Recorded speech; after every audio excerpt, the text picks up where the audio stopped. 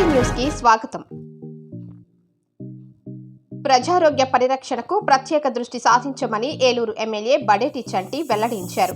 ఇందులో భాగంగానే వర్షాకాలంలో శానిటైజేషన్ పై పూర్తి స్థాయిలో చర్యలు చేపట్టామన్నారు.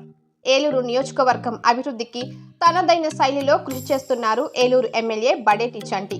అధికారం చేపట్టిన నెల రోజుల కాలంలోనే నియోజకవర్గంలో వివిధ ప్రాంతాల ప్రజల సమస్యలు స్వయంగా తెలుసుకుంటున్నారు ఎమ్మెల్యే. ఆయా సమస్యల్ని ప్రాంతాలను స్వయంగా పరిశీలించి స్థానిక భరోసా కల్పిస్తూ అధికార యంత్రాంగంలో కదలికలు తీసుకొస్తున్నారు. తాజాగా ఏలూరులో 48, 49 డివిజన్లలో ఎమ్మెల్యే బడేటి చంటి ఆకస్మిక తనిఖీలు చేశారు. ఆయా డివిజన్లలో నీట మునిగిన రోడ్లు, డ్రైనేజీని పరిశీలించారు.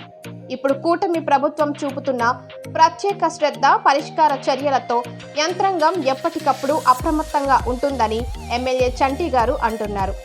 కోఆప్షన్ సభ్యులు ఎస్ఎంఆర్ పెదబాబు మాట్లాడుతూ ఎమ్మెల్యే బడేటి చంటి ఆదేశాల మేరకు ఆయా డివిజన్లలో పరిష్కార చర్యలు చేపడుతున్నామన్నారు.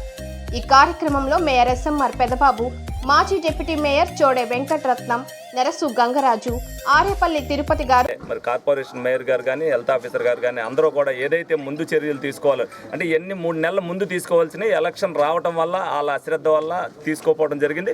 ఇవన్నీ కూడా ఇప్పుడు మనకు కూడా తుఫాన్ అవడం వల్ల 4 రోజుల నుంచి పనులు ఆగినాయి, కానీ లేకపోతే ఈ పాటికి ఈ కూడా జరగడం జరిగింది. ముందు చూపుతోనే ప్రతిదీ కూడా ఏదైతే పూడికలు తీయాలో, ఏదైతే కాలువలు వెళ్తుండగా ఉన్నాయి ప్లాస్టిక్ వ్యర్థాలు కానీ ఇవన్నీ తీసేయాలో అన్నింటి మీద చర్యలు తీసుకున్నాం.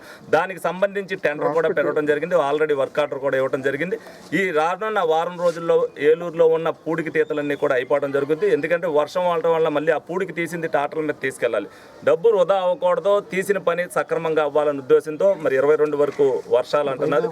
ఈ వర్షాలు ముగించి 5 రోజులు తెరిపేస్తే సరిపోతే 5 రోజుల తెరుపులో ఈ పనులన్నీ కూడా అయిపోతే తప్పనిసరిగా ఏలూరు ప్రజానీకానికి ఏదైతే మాట ఇచ్చామో ఆ మాట ప్రకారం నిత్యం ప్రజల్లోనే ఉంటాం. ప్రజా సమస్యల మీద పోరాటం అనేది, అలాగే ఏదైతే ఆ సమస్యలు తీర్చవలసిన బాధ్యత మా మీద ఉంది కాబట్టి అందుబాటులో ఉన్న నిధులతో వీళ్ళకి ఏ ఇబ్బంది రాకుండా చూసుకోవాల్సిన బాధ్యత మా మీద ఉంది. అది మేయర్ గారు చెప్తున్నాం. మేయర్ గారు, హెల్త్ ఆఫీసర్ గారు కానీ, కమిషనర్ గారు కానీ వాటి మీద తగు చర్యలు చేసి తగు జాగ్రత్తలు తీసుకుని దోమలకు సంబంధించిన కానీ, అలాగే ప్రజల ఆరోగ్య రీత్యా ఏది ఇబ్బంది ఉండకో పెనాయిల్లో కానీ హెల్త్ ఆఫీసర్ గారు కూడా రోజు ఏదో ఒక డివిజన్ 2-3 డివిజన్లు విజిట్ చేయడం జరుగుతుంది. ప్రతి చోటన ఏం జరిగింది అనేది ఆవిడ కూడా చూస్తుంది. ఆవిడ కూడా ఎందుకంటే ఈ వర్షాకాలం ఇబ్బంది రాకుండా ప్రజలు అనేక ఆశలతో ప్రభుత్వాన్ని ఎన్నుకున్నారు. వాళ్ళకి ఇబ్బంది రాకుండా ప్రభుత్వం పని చేస్తుంది. తప్పనిసరిగా మాకు ఇది అందుబాటులో ఉంటుందనే ఒక నమ్మకాన్ని మేము కల్పించాలి. భవిష్యత్తులో కూడా ఎప్పుడైనా సరే ఇదే విధంగా ఉంటుంది. ఇదేదో కొత్తగా మొన్న ఎన్నికయ్యాం కాబట్టి రావడం అనేది కాదు. నిత్యం ఎప్పుడైతే ఏదైతే పని ఉందో, ఏదైతే సమస్య ఉంటుందో ఆ సమస్య దగ్గర తప్పనిసరిగా మేము ఉండి ఆ సమస్యను పరిష్కరిస్తామని ఈ సందర్భంగా మీ అందరికి కూడా తెలియజేయడం జరుగుతుంది.